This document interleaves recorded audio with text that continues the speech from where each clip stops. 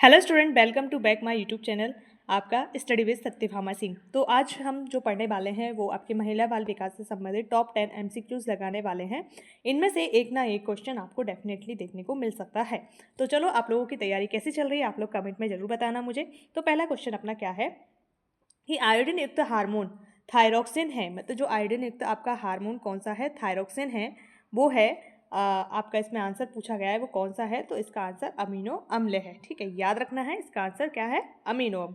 Second question क्या है, iodine युक्त नमक उपयोगी होता है क्योंकि यह क्यों उपयोगी होता है, थायराइड ग्रंथि का नियंत्रण करता है। ठीक है, याद रखना है, इस तरह के क्वेश्चन हमारे प्रीवियस ईयर में आए हुए हैं, तो उसी तरह के क्वेश्चन है। कौन सी ग्रंथि दुग्ध निष्कासन हार्मोन ऑक्सीटोसिन का स्त्रवण करती है। तो जिससे ऑक्सीटोसिन हार्मोन निकलता है वो आपकी कौन सी ग्रंथि है, तो पीयूष ग्रंथि है, जिससे जो आपका ऑक्सीटोसिन हार्मोन निकलता है। नेक्स्ट है आपका, गाय और भैंस के थनों में दूध उतारने के लिए किस हार्मोन का सुई आपको लगाई जाती है। तो ऑक्सीटोसिन हार्मोन है, जिसकी सुई गाय से दूध निकालने के लिए लगाई जाती है। किसकी, गाय से दूध निकालने के लिए, भैंस से दूध निकालने के लिए।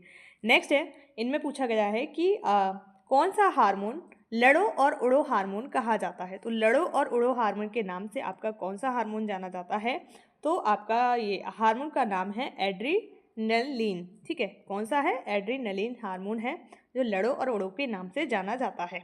नेक्स्ट है, आयोडीन की कमी से होता है। तो आपको पता है आयोडीन की कमी से क्या होता है, गहंगा रोग है हमारा, आयोडीन की कमी से होता है, बाकी नहीं होते हैं। इस तरह के क्वेश्चन हमारे आए हुए हैं, तो हम उसी प्रकार के कर रहे हैं। ठीक है, नेक्स्ट है, निषेचन की क्रिया कहाँ पर होती है। तो ये इसमें देखो, गर्भाशय में नहीं होती है, अंड ग्रंथियों में नहीं होती है, योनि मार्ग में नहीं होती है, अंड वाहिनियों में आपकी क्या होती है, निषेचन की प्रक्रिया होती है। नेक्स्ट आपका क्या है, मादा जनन पथ में पहुंचने के पश्चात मानव शुक्राणु अपनी निषेचन क्षमता सुरक्षित रखते हैं। तो जो उनकी फर्टिलाइज जो ग्रोथ होती है वो उनकी सक्षम मतलब क्षमता सुरक्षित रखते हैं। वो 1 से 2 दिनों के लिए रखते हैं, दोनों के लिए नहीं, दिनों के लिए रखते हैं, मतलब 1 से 2 दिनों के लिए उनकी रहती है। नेक्स्ट क्या है, मानव भ्रूण का हृदय कब स्कंदन करने लगता है।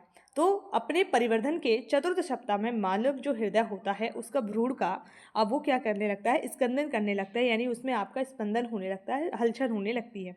नेक्स्ट है, मानव शरीर में सबसे छोटी अंतःस्रावी ग्रंथि कौन सी है। तो यानी मानव शरीर की सबसे छोटी ग्रंथि पूछ रहा है, तो आपका पिट्यूटरी जो ग्रंथि है वो मानव शरीर की सबसे छोटी ग्रंथि है। एक और क्वेश्चन और पूछा जा सकता है, अंतरा और बाह्यस्रावी ग्रंथि का कार्य कौन सी ग्रंथि करती है।